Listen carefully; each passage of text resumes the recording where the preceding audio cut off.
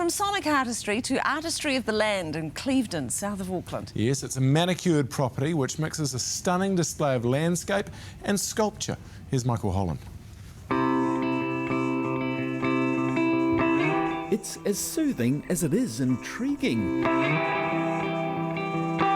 contoured canvas of nature and artistry, born out of one man's grief. I didn't really have a plan, so I just started. My wife died, and so I was totally lost, and tree planting seemed to be the thing that did it for me.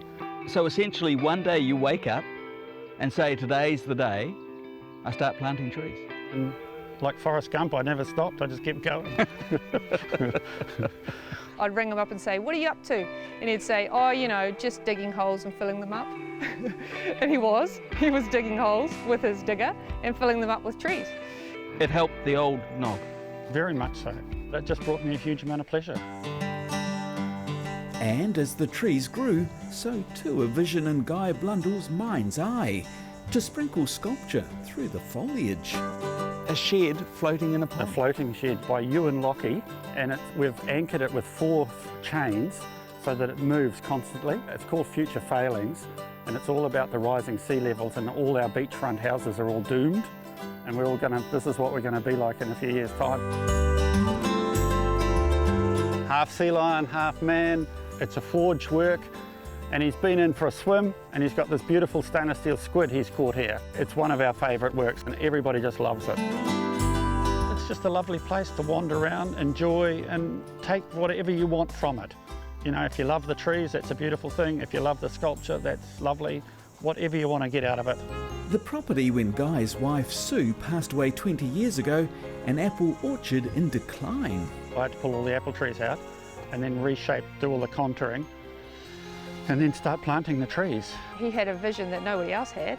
It's landscape as art. It's a perfect setting, isn't it, for sculpture? Not everyone can have the foresight to plant something in a certain spot that, knowing it's going to take 20 years to look like this, it's just the peacefulness of trees. What would Sue think?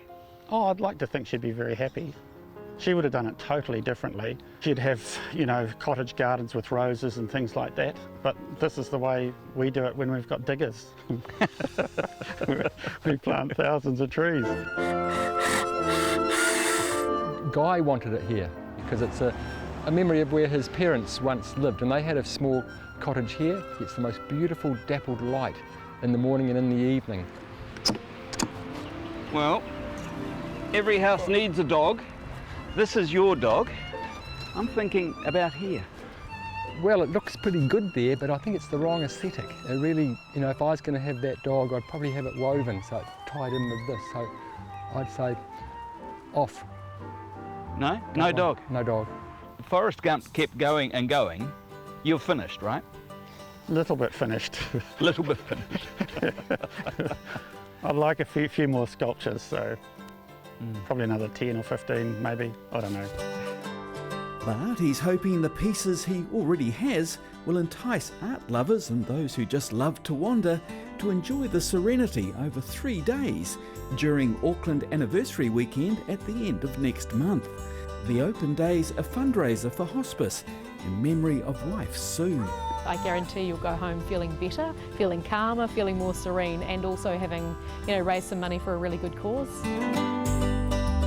But he's security dog. It just doesn't fit in. Doggone it, old mate. You're out of here. I tried.